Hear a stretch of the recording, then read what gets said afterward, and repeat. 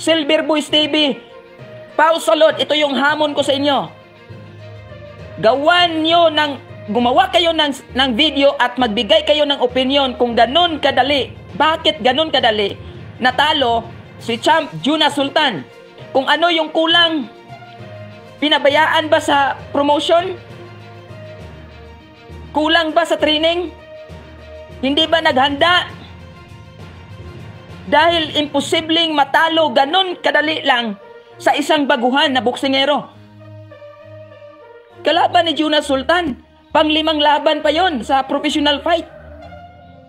Galing pa sa talo. Galing pa sa talo yung kalaban ni Jonas Sultan at baguhan pa sa professional boxing. Ngayon, ang tatahimik ninyo.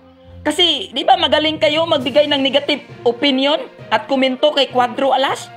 Lagi ninyong sinasabi, hinihingal, hindi magaling yung nakapaligid, lalong-lalo na yung head coach, hindi mga professional. Palitan ng trainer, hindi magaling ang trainer ni Cuadro Alas kasi hindi professional si Jason. Ang galing ninyo, lalong-lalo na si Pau Salud. Ngayon, ano ang masasabi nyo?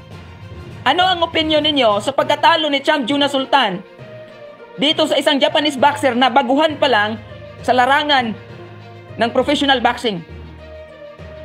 Galing pa sa talo. Ito yung tinatawag ninyong magtataho, di ba? Ito yung literal na magtataho at tricycle driver. Hindi yung kalaban ni Cuadro Alas na si Ogone dahil former IBF champion yon. Na sinasabi ninyong tune-up fight lang at magtataho. Silver Boys TV, makinig ka. Minamalas na ang mga boksingero sa Pilipinas dahil sa mga ginagawa mo na binubuli mo yung mga boksingero. Kung kaya mong bulihin si Cuadro Alas na former 3 Division World Champion, how much more sa mga boksingero na baguhan pa lang? Kung kaya mong okay lang sa'yo na bulihin itong 3 Division World Champion, wala kang respeto sa 3 Division World Champion, lalong-lalo na sa ibang mga boxer, lalong-lalo na nung hindi pa nag-World Champion. Ganito ba yung klaseng mga tao na gusto ninyo na nakapaligid sa mga boxers? Sinasabi mo na sa boxing industry ka. Bakit ka ganyan kumambuli ng mga boxers? Dapat sa'yo tanggalin dyan sa MP Promotion. Kung ikaw ay nagtatrabaho man dyan sa MP Promotion. Dahil hindi na maganda yung ginagawa mo dyan. At sa mga sinasabi mo dito sa social media dahil nakakasira ka na sa mga boksingero. Ginagamit mo na yung mga boksingero para bulihin si Cuadro Alas. Dati walang buzzer si Champ Carlamis Martin. Nagkaroon ng buzzers dahil sa'yo. Dahil ginagamit mo para bulihin si Cuadro Alas. Walang buzzer si Jonas Sultan pero dahil sa ginawa mo, ginamit mo yung pangalan Jonas Sultan para bulihin si Cuadro Alas.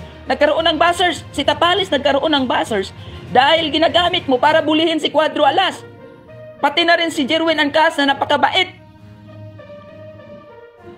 Kaya tumigil ka na sa mga ginagawa mo. Dahil hindi na maganda yung ginagawa mo, nakakasira ka na ng reputation sa mga boxers. Napakalaki yung ginawa na karangalan dito sa bansang Pilipinas. Ano ba yung pinagmamalaki mo na nagawa mo sa Pilipinas?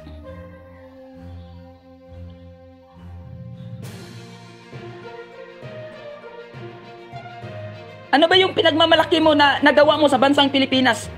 Dito sa boxing industry. Kaya ako nga, wala akong nagawa eh. Sa akin lang dito, nagla-live lang ako. Nag-hype ng mga laban, ganun lang. Ngayon, wala kayong masabi. Ang tatahimik ninyo. Diba? Lalong-lalo yan si Pau Salud. Diba magaling yan magbigay ng opinion?